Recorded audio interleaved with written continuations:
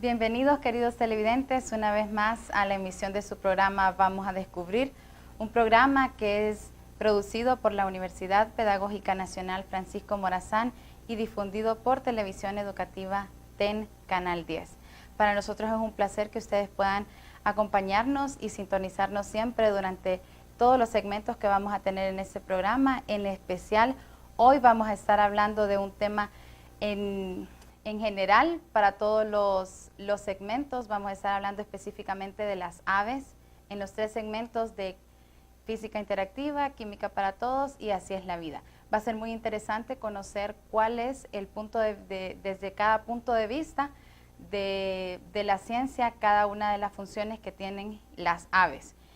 En física interactiva estaremos discutiendo el campo magnético, cómo es que el campo magnético puede percibir, las aves pueden percibir el campo magnético. En Química para Todos, con la licenciada Rosana Bulnes, estaremos discutiendo el color del plumaje, cuál es la función, cuáles son las composiciones químicas que tienen las plumas, y con el magíster Javier García en biología, en el segmento de biología de Así es la vida, estaremos hablando y relacionando un poco el cambio climático con respecto a las aves. En particular vamos a estar con un invitado especial en el programa de hoy, el biólogo egresado de la Universidad Nacional Autónoma de Honduras, Daniel Germer. Él ha designado muchos trabajos de investigación sobre las aves y pues es maestrante también de Ciencias Naturales en la Universidad Pedagógica. Él estará en cada uno de los segmentos acompañando a nuestros compañeros para platicar un poco sobre el punto de vista de cada segmento. Para física, entonces, en física interactiva hablaremos sobre los magnorreceptores que hay en el plumaje de las aves y cómo estos le pueden ayudar a orientarse y cómo estos pueden hacer que las aves puedan recorrer bastantes distancias cuando ellos hacen el proceso biológico de la migración y cómo es que ellos utilizan la orientación, y ya vamos a estar viendo y nos van a estar platicando un poco sobre todos estos magnorreceptores, la fóvea y el criptocromo que está dentro de las plumas. Entonces ya veo ahí que la licenciada Nerly Domínguez está preparada con nuestro invitado especial el día de hoy, entonces le damos la más cordial bienvenida y les pedimos que se queden con nosotros.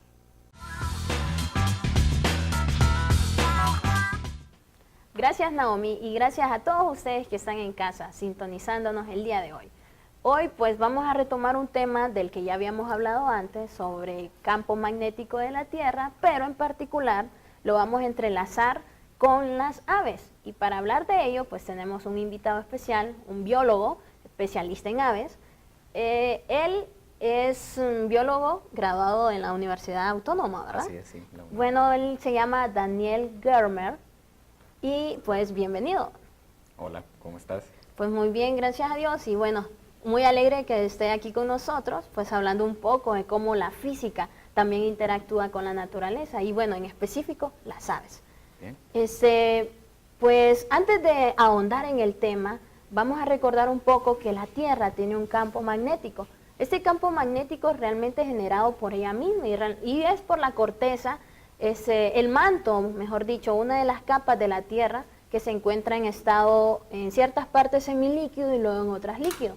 El flujo de ese manto, esa alta temperatura, logra hacer que nuestro planeta se comporte como un dínamo, es decir, que mantenga un campo magnético. Y de hecho es el que han utilizado y seguimos utilizando con las brújulas para orientarnos hacia dónde está nuestro norte y nuestro sur. Y bueno, antes de hablar de eso, vamos a hablar un poquito de las aves, su especialidad. Okay.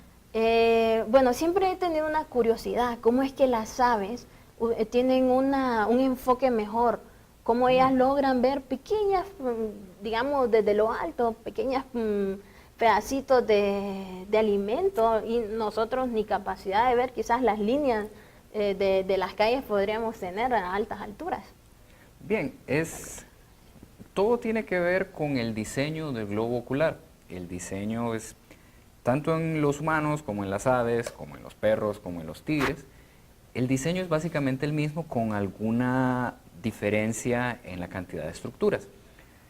Por ejemplo, hay una estructura en la retina que se llama fóvea, que es cuando la luz entra al ojo y llega a la retina, es a donde se concentran, es donde se concentra la luz. Nosotros tenemos una fóvea por cada ojo. Las aves tienen 2. Entonces eso hace de que mayor cantidad de luz se concentre en estos espacios y puedan de esta manera, lo que nosotros a una distancia podríamos ver únicamente como una silueta digamos, un ave, un halcón, un gavilán, lo va a ver tanto como la silueta, como va a ver detalles específicos como el patrón del plumaje y detalles muy, muy particulares. Es esto por lo que las aves tienen esta capacidad de poder cazar a una altura mayor, y ves que siempre están haciendo esto porque están enfocando en diferentes sitios al mismo tiempo, entonces entrando y saliendo dependiendo de a dónde quieren enfocar.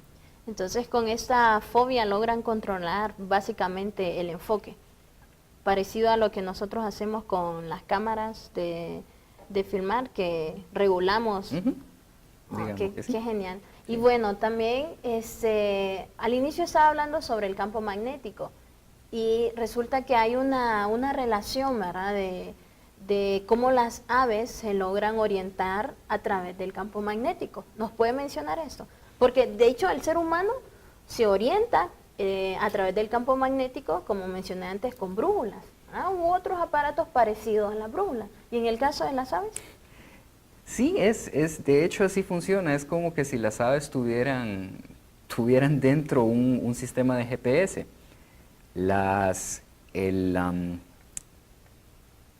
Todos tenemos 5 sentidos. Digamos que las aves tienen un sexto sentido, en este caso llamado magnetorrecepción, y lo que hacen es precisamente detectar el campo magnético de la Tierra, y lo utilizan sobre todo las aves que migran largas distancias, los que conocemos como las aves migratorias, que en Honduras nos visitan regularmente unas 220 especies migratorias. Y lo que hacen es que en su plumaje, y en algunas plumas en particular, hay mayores concentraciones de unas proteínas llamadas criptocromos.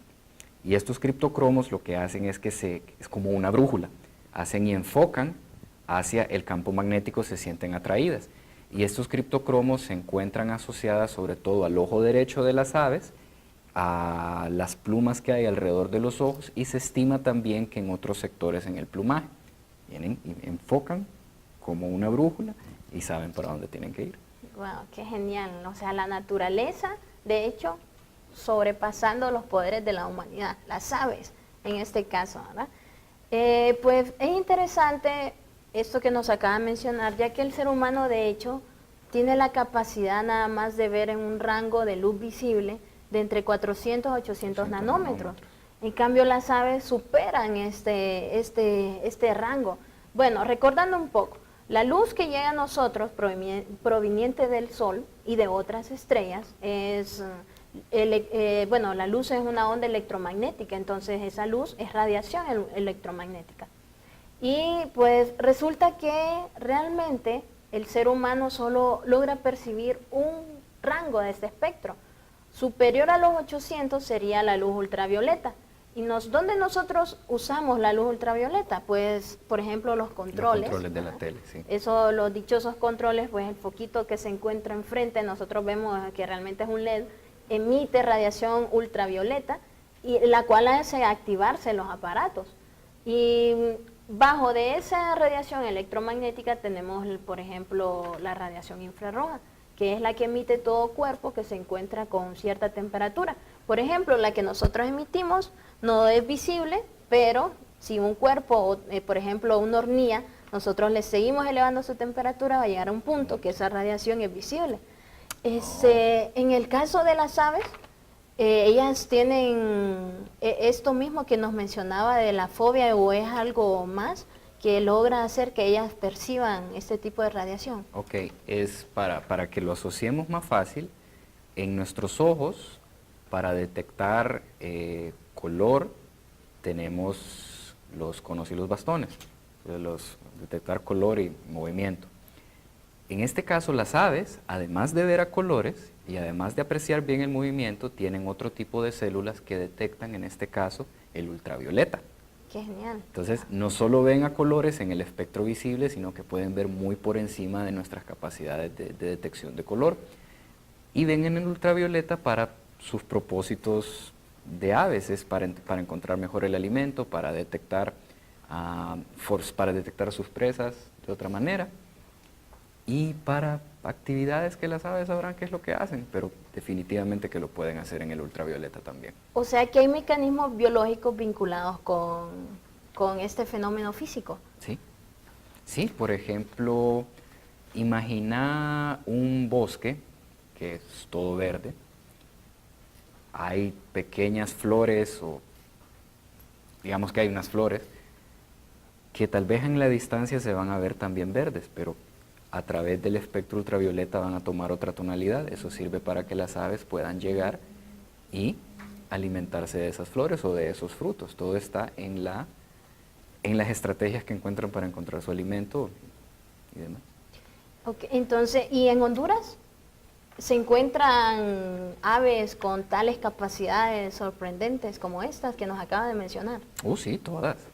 Todas. Ese es el equipo estándar de las aves. Todas tienen magnetorrecepción. Algunas utilizan más su magnetorrecepción porque migran miles de kilómetros. Por ejemplo, ahora está terminando la migración de primavera, en la que todas las aves migratorias que se reproducen en Estados Unidos y Canadá y todavía en el Ártico, están abandonando los trópicos para irse a reproducir allá. Ahorita ya las últimas, de hecho, hace poco aquí en la UPN, miré de las últimas, ya van para allá, van utilizando su magnetorrecepción para llegar a sus sitios de anidamiento, y en otoño utilizan el mismo estímulo, solo que a la inversa, van volando en contra del campo magnético. ¡Wow! ¡Qué espectacular! Bueno, hasta el momento hemos hablado un poco del campo magnético y las aves, pero no nos cambien y volvemos con Naomi para que ella nos mencione de qué otros temas muy interesantes podemos hablar de las aves y en particular en química y en biología. Hasta luego.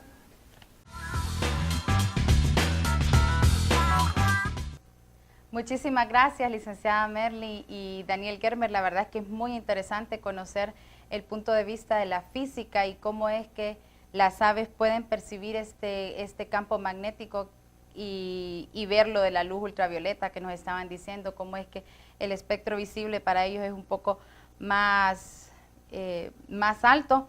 Y pues esto de las capacidades que las aves tienen, las capacidades de la recepción electromagnética, muy interesante lo de los criptocromos que nos estaba comentando Daniel sobre cómo ellos pueden utilizar estos magnetorreceptores para la ubicación y la orientación de ellos. Interesante. Y bueno, como les había comentado al inicio, les pido que después de la pausa que se queden con nosotros. Regresamos con el segmento de Química para Todos, en donde hablaremos sobre la composición química de las plumas.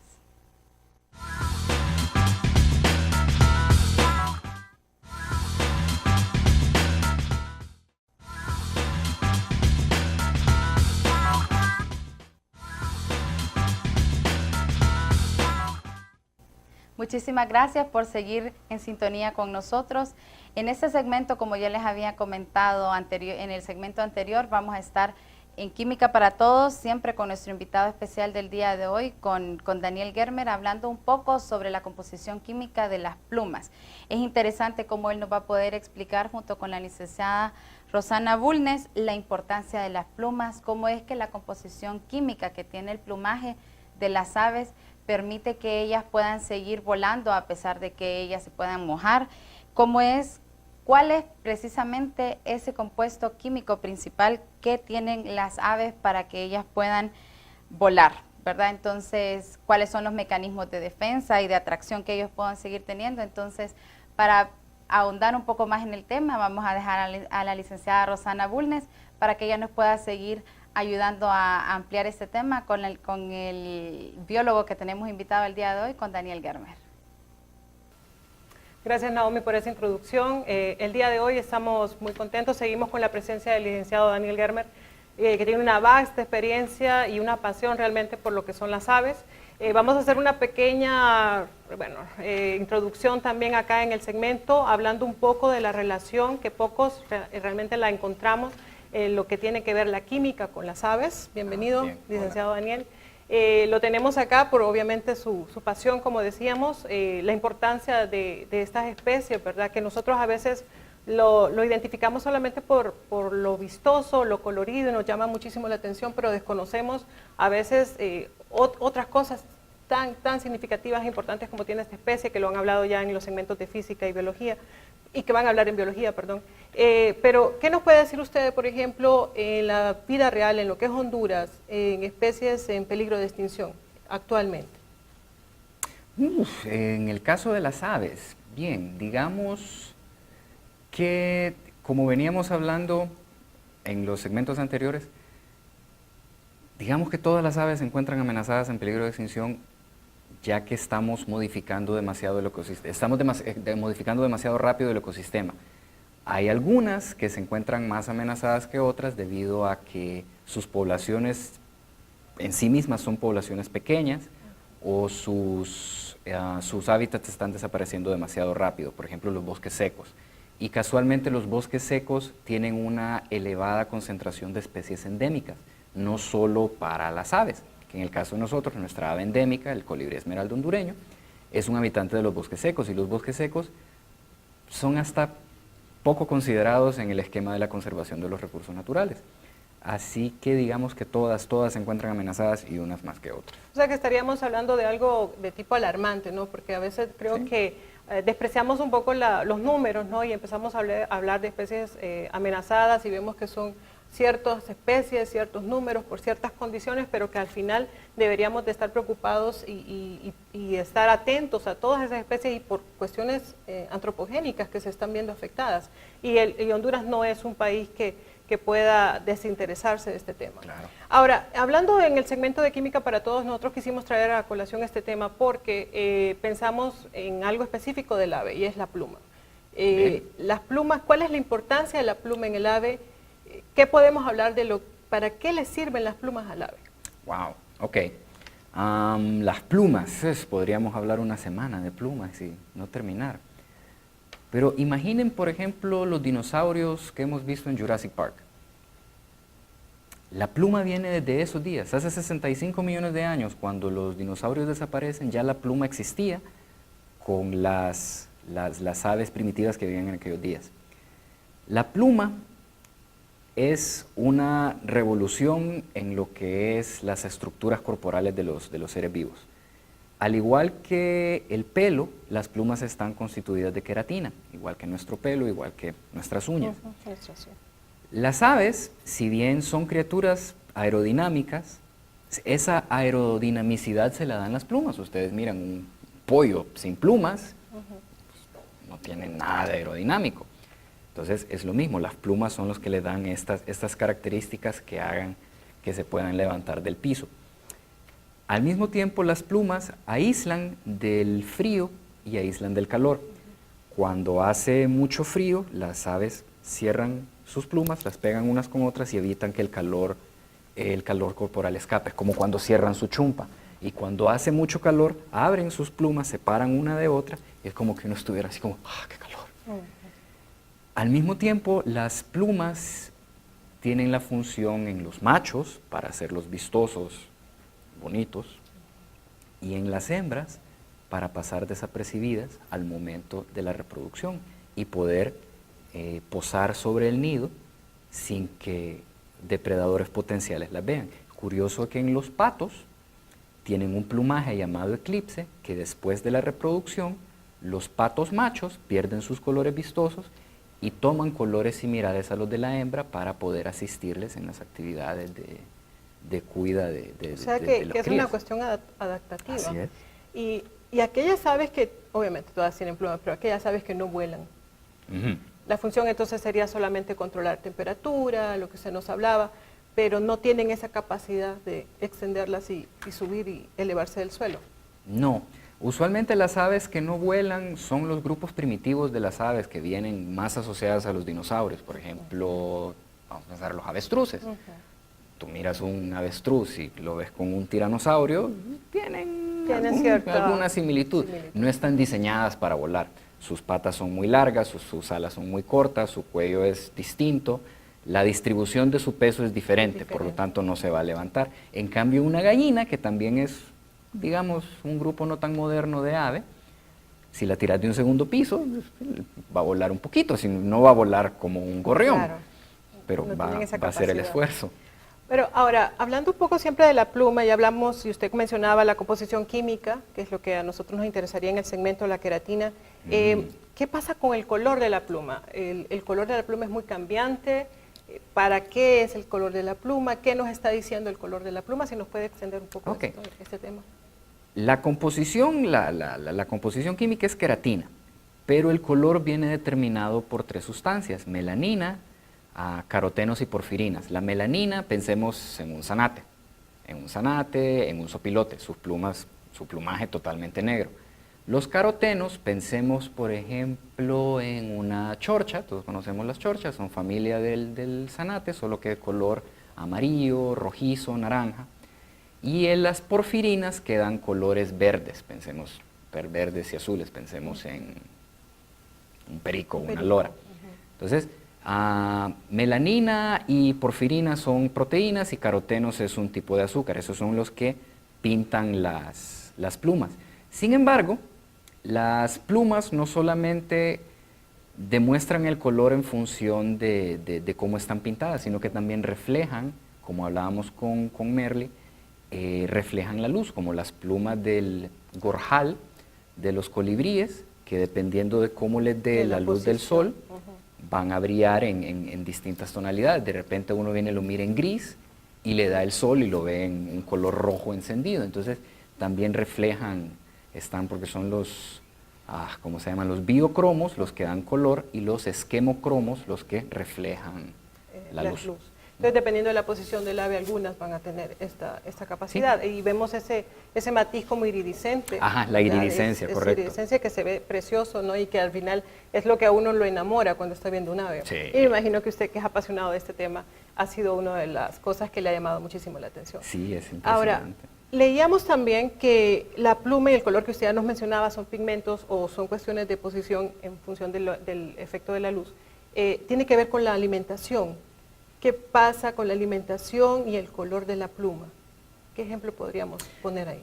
Sí, dependiendo de lo que el ave se alimente, va a estar determinado su color. No en todas las especies, por supuesto, pero por ejemplo hay 2 casos, digamos, el caso del libro de texto es el flamingo, que se alimenta de crustáceos, y estos crustáceos están saturados de pigmentos rojizos y hacen de que el flamingo tenga un color rojizo.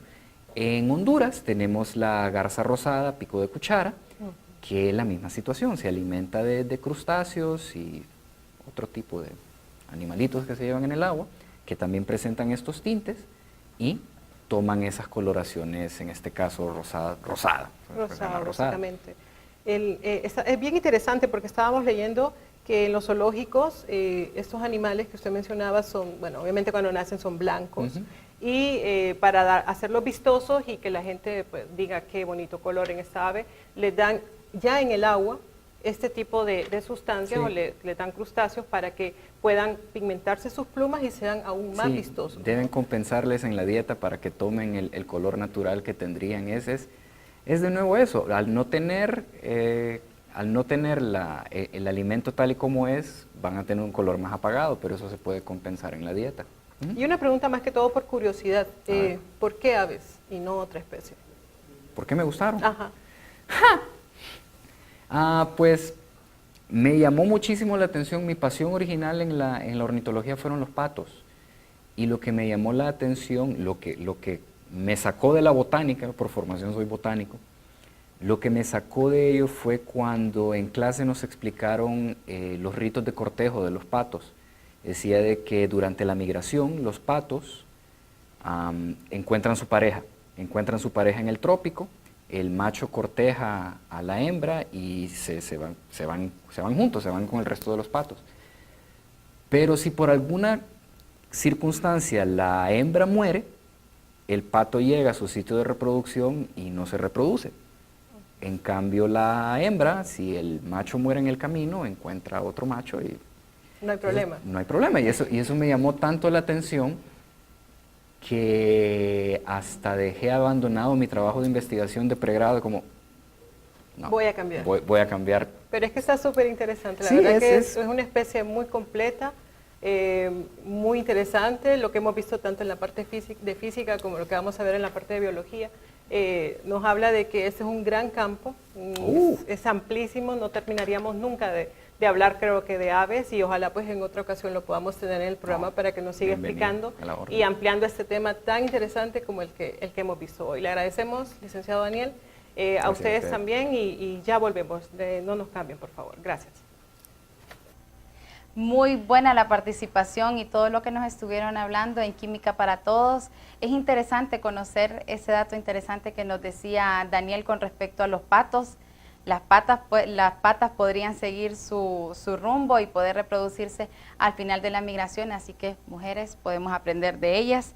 Y bueno, es interesante lo de la queratina también, que ellos estaban diciendo que la queratina también nosotros la tenemos presente en nuestro cuerpo, en las uñas, en la parte de la piel, en nuestro pelo, que tenemos esa composición que compartimos con las aves y bueno, los mecanismos de defensa que ellas utilizan y los mecanismos de atracción a las especies del sexo opuesto.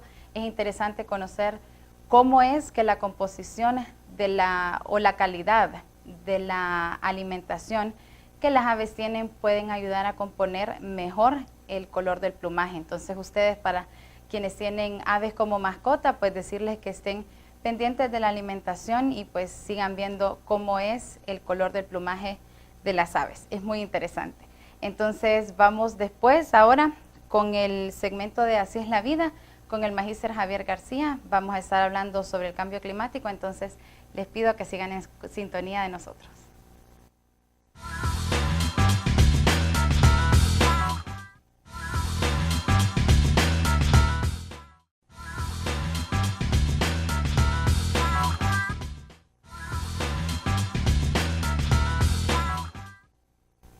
Bueno, muchísimas gracias por seguir acompañándonos.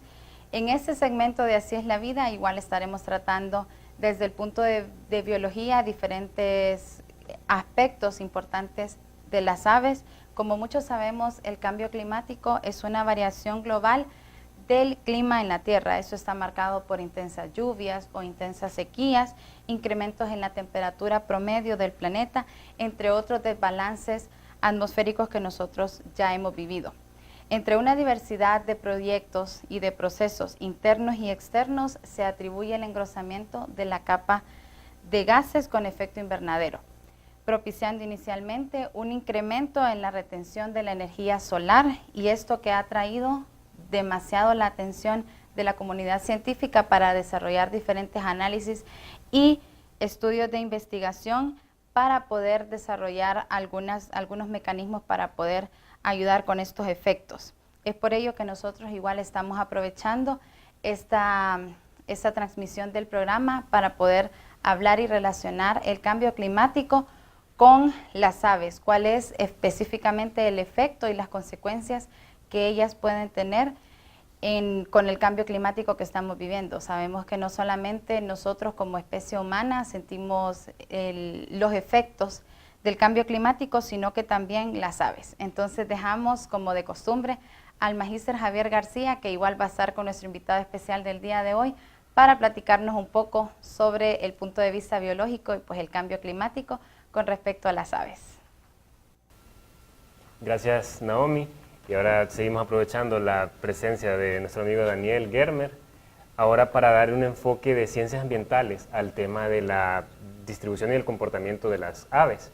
Entonces, Así es la vida suele ser un segmento con la afiliación o a biología o a ciencias ambientales. Ahora aprovecharemos el criterio biológico de Daniel y su experiencia en el área de la ornitología para amarrarla a un tema, como dice Naomi, que es sobradamente discutido, el cambio climático, pero que suele tender a ser relativamente teórico o a quedarse en activismo que no necesariamente repercute sobre cambios concretos en dinámicas ecológicas, que es lo que al final queremos cuando estamos viendo un proceso que está reiteradamente generando desbalances en el ecosistema. Entonces, centrándonos en el cambio climático, justamente decía Naomi Sandoval el principio por el cual funciona, el principio por el cual tenemos en la vida real todas las repercusiones, y tenemos siempre algunos criterios ya preestablecidos de qué es lo que el cambio climático representa para nosotros como humanidad, y tenemos siempre bien en mente el oso polar, y tenemos en mente el deshielo, y tenemos en mente el incremento de los niveles oceánicos, pero nuestra realidad es generalmente otra, y nuestra realidad tiene que ver con cultivos de las personas, tiene que ver con seguridad alimentaria, tiene que ver con calidad, cantidad de agua, y sobre todo con fauna que es muy nuestra. Entonces, queremos revisar algunos de los efectos principales, de los efectos más nuestros del cambio climático, para determinar y revisar con Daniel cómo las aves son, entonces, cómo están afectadas en ese sentido. Entonces, queremos empezar mencionando el tema de los incendios. El tema de los incendios, que se ha comentado que aunque no hay ningún tan solo factor climático o meteorológico que se pueda atribuir concretamente y exclusivamente al cambio climático, sí hay algunas evidencias que vienen y soportan algunas posturas. En el caso de los incendios forestales, hay algunos criterios que tomar en cuenta. Las plantas, así como son de maravillosas de tomar CO2 para transformarlo en tejidos, para transformarlo en azúcar y transformarlo en luz solar y el oxígeno en ese tipo de materiales, se basan en tecnología de las hojas, se basan en los estomas, se basan en los cloroplastos. Y esto, así como es de maravilloso para dejar pasar agua, para dejar salir el agua, cuando la temperatura incrementa notoriamente, entonces ese estoma también deja salir bastante más agua de la que la planta normalmente lo hace, es un desequilibrio. Asimismo, la hojarasca ya muerta, al tener mayor incidencia de sol, al tener mayor calor, va a ser una biomasa que va a estar bastante más seca y por ende un combustible bastante más seco que va a repercutir en una mayor propensión a incendios forestales. Entonces, aunque no podemos atribuirlo exactamente, exclusivamente al cambio climático, sí hay factores determinantes como ese, así también como se ha señalado que los mismos rayos tienen un incremento hasta de 12% por cada grado de temperatura que aumenta en promedio. Y los rayos son otro factor muy natural, desencadenante, luego del humano, desencadenante de incendios forestales. Entonces, este incremento en temperatura puede tener un incremento en la cantidad de rayos que recibe la superficie y en la mayor sequedad, en la mayor sequía de la biomasa para desencadenar este proceso. Entonces, queremos escuchar a Daniel, que le ha enseñado el campo, que le ha enseñado el terreno, la biología de campo, sobre la vinculación de incendios y ecología de las aves. Bien, es interesante que mencionas esto porque usualmente no se asocian, no asocian de manera directa los incendios, el cambio climático y las aves, pero tiene mucho sentido, ya que los incendios forestales en Honduras por lo general inician a mediados de febrero, cuando comienza la estación seca. Febrero es el mes más seco del año y mágicamente aparecen los incendios. Lo interesante de esto es que en febrero, marzo y abril, que son los meses en que más arden los bosques, es cuando las aves están haciendo su migración de primavera, y las aves residentes están comenzando su periodo de cortejo, es decir, su reproducción. Aquí se afecta entonces la totalidad de la diversidad de aves en Honduras, tanto las migratorias, porque se quedan sin un lugar a donde llegar a hacer su descanso, unas vienen volando desde América del Sur, y los bosques de pino les gusta en particular y son los que más arden, sobre todo los parúlidos, la familia de los chipes les gusta bastante los bosques de pino.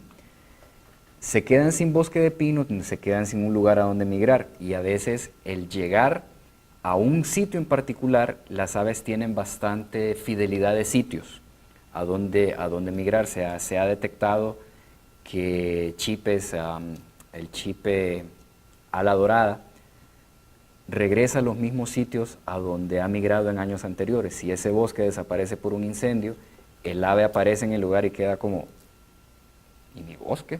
Entonces tiene que buscar otro sitio donde pernoctar, donde pasar el invierno, y si ya llegan agotadas en un viaje migratorio, posiblemente no sobrevivan. Las aves residentes, por otro lado, es exactamente lo mismo. Si se quedan sin árboles donde hacer sus nidos, o sotobosque donde hacer sus nidos, o el mismo piso donde hacer sus nidos, se les vuelve más complicado poder reproducirse, y son poblaciones que van teniendo su descenso poco a poco. ¿Qué se puede hacer? Obviamente muchos te van a decir, no, pero es que los bosques de pino necesitan arder. Sí, necesitan arder, pero como bien lo mencionás, el aumento de la temperatura, el mismo hecho de que está todo más seco hace que arda más. Entonces los bosques de pino ya no arden como alfombras, que el humo, el fuego va cruzando y solo quema el sotobosque. Ahora se concentra tanto que quema hasta la copa del árbol y lo destruye. Entonces, sí hay un efecto feo. Sí, y bueno, importante que el tema del estrés es una cosa no exclusivamente humana. Nosotros tendemos a adjudicarnos todos los males y antropomorfizar todo. Sí. Pero el estrés en las poblaciones es una cosa completamente real, donde cuando se dice que poblaciones están estresadas y por eso las áreas protegidas tienen capacidades de carga y por eso hay un tema ahí sumamente sensible, repercute en la viabilidad reproductiva de las especies. Pues el estrés es una cosa que no nos afecta solo a nosotros. Fíjate que es curioso que me comentas esto. Hace 2-3 semanas hubo un incendio bien fuerte aquí en el lado del Pilihuín, el Atillo, la Tigra, que la ciudad se saturó de humo, y vi algo que no lo había visto en 15 años de estar observando aves, y es aves tilosas, aves llenas de hollín. Nunca había visto eso, y aves en el centro, porque bajo muy a menudo a ver aves al centro, palomas ala blanca, que sus alas blancas, grises, y sus colas, sus plumas blancas de la cola grises de tanto hollín. Y como bien mencionas, esto es estresante para las aves porque el hollín de una u otra forma es un contaminante, y es como, imagínenlo como estar en una barbacoa y uno tiene que ser el que está con el fuego aquí, y después uno se siente todo pegajoso. Imagínense cómo se sienten sentir las aves, y esto es generalizado. Entonces, hay estrés. Hay estrés y hay otros factores, o sea, tenemos aparte, el cambio climático suele ser tan de extremos que parece impensable que hablamos de sequía, hablamos de incendios, hablamos de calor, y por el contrario tenemos el tema de los huracanes recrudecido. Y tenemos el tema de que, como tampoco, insisto, no podemos asociar al cambio climático cada comportamiento del climático, pero sí hay algunos datos, o sea, hay cosas que vuelven objetiva el análisis de ese tipo de vinculaciones. Y una de ellas es que a partir de la década de los 80, cuando se empieza y se miran estos picos de aumentos en temperaturas y de concentraciones de CO2, también se registra la mayor frecuencia de huracanes, la mayor intensidad de huracanes y la mayor duración de huracanes. Esos son 3 factores que, como decís vos, casualmente empieza la temporada de verano y empiezan los incendios. Aquí casualmente está recrudecido el cambio climático y recrudecidos estos 3 factores de huracanes. Entonces, ¿cómo también este otro factor diametralmente opuesto a los incendios puede afectar este grupo de aves? Nuevamente las afectadas aquí son las migratorias, porque la temporada de huracanes calza perfectamente con la migración de otoño. Hay 3 rutas migratorias que utilizan las aves para migrar al neotrópico, y una de ellas es cruzando el Golfo de México. Brincan todo lo que es la costa de Estados Unidos del Golfo de México, y en una noche cruzan a Honduras, y otras de hecho saltan de Florida hasta Venezuela volando por las Antillas. Sin embargo, esto es curioso porque las aves se han adaptado, porque la temporada de huracanes ha existido desde ya tiempitos. Y han detectado, porque han hecho estudios de telemetría en algunas aves migratorias, y ellas sienten el descenso en la presión atmosférica, y sienten que ya viene el huracán, entonces desvían su vuelo hacia tierra firme al oeste para evitar el huracán, porque caen en el huracán, hasta ahí llegan. Pero a la larga también las va a afectar, porque las aves son criaturas que están muy adaptadas a las condiciones específicas a donde viven. Cambios ya sea para sequía o ya sea cambios para mayor humedad, a la larga les afecta su realidad cotidiana. Y eso les produce estrés, pero al mismo tiempo eso es lo que hace de que la selección natural siga su proceso, pero sí, hay estrés. Sí, bueno, hay estrés y hablando de vida cotidiana, hay algunas repercusiones documentadas de cómo fenómenos como este afectan justamente la cotidianidad de grupos como este, de grupos migratorios. Yo podía conocer hace algún tiempo un proyecto de telemetría, justamente de teledetección, donde se les pusieron unos arneses a las águilas pescadoras que tenemos en el lago de Yohoa, y estas eran, se hicieron las poblaciones como de 8 o 12 águilas pescadoras, y la idea es monitorear su ruta migratoria, y se podía ver cómo huracanes que se formaban en el momento de la migración generaban parvadas de águilas que estaban volando en el ojo del huracán, y esto es natural porque están haciéndolo, porque el ojo es un centro de relativa calma, sí, con bandas de cientos de kilómetros de velocidad de viento y lluvias alrededor. Entonces su instinto natural, por mucho que es de viajar y de orientarse y todo, y llegar a cierto destino, van a evitar colisionar, sí, con bandas de lluvia de tanta velocidad. Y entonces, decimos que la temporada de huracanes lleva un ratito en la Tierra, con una ruta muy establecida. O sea, esto de que van en el trópico tendiendo al norte, esa es la ruta que ha existido, la ruta que tienen, y es por eso es tan normal escuchar, ¿no? La tormenta tropical 28 ya va por México, nunca escuchamos ya va por Panamá, ya va por Colombia. Sí. Esa tendencia existe y normalmente es contradictoria con la ruta migratoria de las aves. Entonces se ha documentado que volando sobre este ojo recién formado, de un huracán recién formado, son aves que terminan en un lugar completamente distinto al que tenían programado llegar, por unos cuantos días y toda la cosa. Por eso es cotidiano, es su cotidianidad afectada, pero es un detalle que se le ha atribuido a fenómenos de este tipo.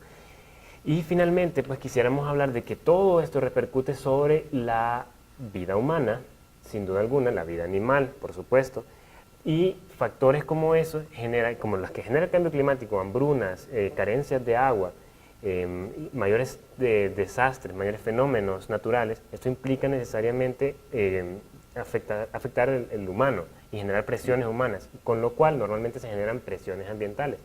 Podemos ver en pantalla una imagen de Haití, la frontera haitiana y la frontera de República Dominicana, y podemos ver la diferencia en materia de deforestación y cómo Haití está asociada a estos niveles elevados de pobreza y cómo esto conlleva a una mayor destrucción en el hábitat. Entonces, cómo esto, Daniel, podría también traducirse a las poblaciones de aves. Sí, a medida la población humana crece, tenemos que quitarle espacio al bosque para satisfacer nuestras necesidades, por ende quitándole espacio a las aves para sobrevivir. Y esto desafortunadamente es inevitable, pero vamos a tener que encontrar la manera de vivir en armonía con la naturaleza, llegando un tiempo para poder seguir existiendo como especie humana en la Tierra. Eso va a ser una consecuencia de la responsabilidad planetaria que vamos a tener que desarrollar. Definitivamente, y para la cual los procesos de educación ambiental que venís desarrollando hace mucho tiempo y la educación sobre grupos tan sensibles como las aves, sin duda juegan un papel fundamental. Entonces regresamos con Naomi Sandoval a estudio y te agradecemos mucho tu participación. Bien. Muchísimas gracias, Magíster Javier García y nuestro invitado Daniel Germer, por todo lo que nos han compartido.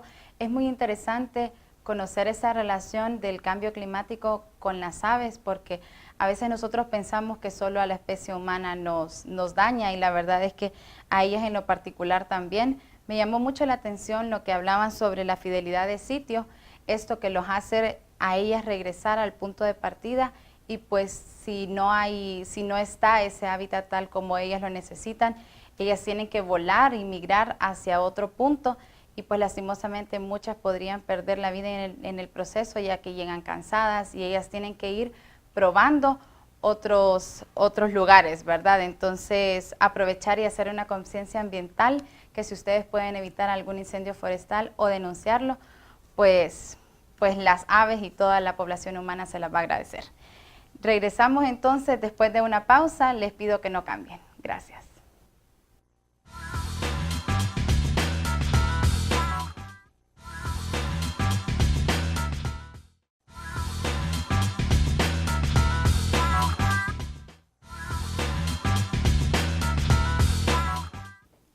Buenas noches, queridos televidentes, bienvenidos a su segmento Noticiencia, en el cual abordaremos temas de índole nacional e internacional, todo referente a la ciencia. Entonces, queridos televidentes, no se despeguen de sus asientos y comiencen a hacer sus anotaciones. En esta noche nos acompaña la compañera Jocelyn Villeda. Muy buenas noches, Fanny, muy buenas noches tengan cada uno de los televidentes que nos sintonizan desde ya, y con esa misma emoción pues vamos a realizar las noticias del día de hoy. Las noticias científicas que trataremos el día de hoy hablan acerca de una domesticación del virus de rabia, y también otra de las noticias a tratar es acerca de la fotosíntesis, que se ha realizado un estudio pues que no se originó hace poco tiempo, sino que esta se originó hace miles de años atrás. Bueno, qué interesante. Otras noticias muy importantes en cuanto a la genética, tenemos que crean el mayor árbol genealógico del mundo. Además, la noticia más interesante que tenemos el día de hoy es acerca de la diabetes. Generalmente nosotros conocemos dos tipos de diabetes, pero déjenme decirles, queridos televidentes, que hay 5 tipos de diabetes, o sea que han descubierto, ¿verdad?, que hay 3 tipos más. Según estudios realizados por todos los nuevos diabéticos de Scania, dicen que no solo existen 2 tipos de diabetes. Sabemos de que la diabetes es un problema a nivel de insulina, falta de insulina, ¿verdad?, en lo que es el organismo. Además, según la clasificación que ellos acaban de investigar, acaban de dar a relucir, nos ayuda a poder predecir cada uno de los riesgos que sufren las personas en la actualidad. Sabemos que la mayoría de las personas que sufren lo que son diabetes datan de lo que son adultos, niños y ancianos. Entonces, o sea que no todos estamos propensos a poder padecer esta terrible enfermedad. Entre las enfermedades que se menciona está el grupo 1, llamado SAID, diabetes inmune severa, que corresponde a la diabetes de tipo 1, que generalmente es la que nosotros manejamos o conocemos. Y sobre todo tenemos lo que es la diabetes LADA. Ahora tenemos lo que es el grupo 2, mencionado como la diabetes SID, diabetes de deficiencia severa de insulina. La sufren las personas con alta hemoglobina, ¿verdad? Y también lo que es la segregación alterada de lo que es la insulina. Ahora tenemos el tercer grupo, que el tercer grupo es el SIR, diabetes de resistencia severa a la insulina, caracterizada por la obesidad y la resistencia severa a lo que es la insulina. En este grupo, déjenme decirles, se ha ido la mayor tendencia, ¿verdad? Y lo que es la incidencia del daño, más que todo un daño renal. Y en el grupo 4 tenemos el grupo MOD. Este es la diabetes leve relacionada con lo que es la obesidad. Incluye a lo que son los pacientes obesos con enfermedades con una edad relativa a según su temprana edad, ¿verdad?, valga la redundancia. Y tenemos el último tipo de diabetes, que el último tipo es el grupo 5, mencionado como MAR. Es una diabetes leve relacionada con la edad. Entonces, es el grupo con más personas, alrededor del 40%, y más formado en lo que son los individuos de edad más avanzada. Entonces, tenemos ya, ¿verdad?, el conocimiento de que no solo manejamos la diabetes de tipo 1 ni la diabetes de tipo 2, sino tenemos 3 tipos de diabetes más. O sea, en total tenemos 5. ¿Qué opina usted, Jocelyn? Qué interesante, Fanny, lo que usted nos acaba de comentar acerca de la diabetes. Es un tema muy importante a tratar de salud, y les aconsejamos a todas esas personas pues que padecen de la diabetes que busquen a su médico y puedan tratar esta enfermedad. También, Fanny, hablando de las enfermedades y de los estudios científicos que siguen avanzando cada día más, hablaremos acerca de que unos estudios científicos han demostrado que han podido domesticar el virus de la rabia para espiar la actividad del cerebro. Si bien sabemos pues que el virus de la rabia es generado por los perros, y también este virus, al ser contagiado de las personas, pues se ha cobrado aproximadamente 50,000 vidas humanas en el año. ¿qué es lo que pasa con este virus? Es un patógeno y este patógeno pues les permite trazar un mapa de las conexiones o sinapsis que ponen en comunicación a las células nerviosas, impidiendo pues que se generen información en las células unas con otras y así permitiendo que las personas tengan problemas neuronales en sus cabezas también. Por esta limitación podría tener los días contados, pues ya que investigadores del Instituto Tecnológico de Massachusetts y del Instituto Allen para la Ciencia del Cerebro acaban de crear una versión inofensiva de este virus, de la rabia. Una vez que infecta la célula nerviosa, pues este virus no se reproduce. Una vez que estos científicos pues puedan inyectar una proteína en este virus no deja de reproducirse y lo que puede ayudar más bien es a espiar las actividades del cerebro y que también qué otras cosas generan nuestro cerebro y más bien nos puedan ayudar a entender muchas reacciones que se generan a nivel cerebral. También el convencimiento preparado para los científicos sin los efectos dañinos habituales. Significa pues de que al inyectar esta proteína, este virus, pues no existirían daños habituales en las personas. Es muy importante que estos estudios se sigan generando. Todavía no se está confirmado pues que la domesticación de este virus ya pueda ser instalado o pueda ser practicado en personas. Todavía siguen los estudios y esperamos pues que este estudio siga avanzando para que tengamos una mayor información y pues este virus de la rabia ya no pueda afectar a las personas humanas, sino que pueda haber un límite de esta enfermedad. ¿Qué le parece, Fanny? Bueno, qué interesante, ¿verdad? El poder saber de que más adelante se ha domesticado lo que es este virus y sobre todo que va a ayudar a controlar esta enfermedad, ¿verdad? Entonces, como otra noticia muy importante, tenemos que crean el mayor árbol genealógico, aproximadamente con 13 millones de personas de 11 generaciones. Escucharon muy bien, de 11 generaciones. Según la revista científica Science, han publicado que hasta la fecha este es el árbol más grande en la actualidad, o sea, en la vida humana. ¿Por qué? Porque ha sido conformado por 13 millones de personas, en la cual este es un hábitat más que todo, o una de los países de Cuba a Bélgica. Más que todo, déjenme decirles que este árbol genealógico está interconectado a nivel de online.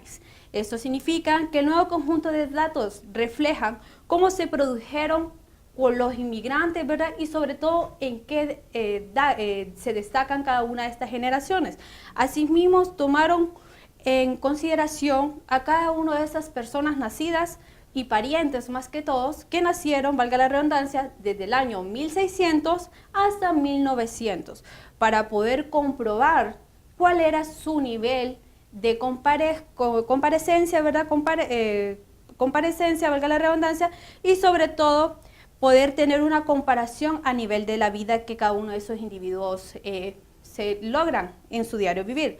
Aparte, déjenme mencionarles que según el grado de separación que cada uno de ellos encontraron a nivel genético, a nivel de su gen, nos explican aproximadamente el 16% de la variación de longevidad que data según sus datos genéticos a nivel de organismo. Entonces, ya tenemos lo que es este árbol, la creación de este árbol, que es el árbol mayor, el árbol más grande a nivel mundial, ¿verdad? En cuanto es la humanidad, para poder ver cada uno de los rasgos que se lleva desde nuestros ancestros hacia nuestra actualidad a nivel de la humanidad. Jocelyn.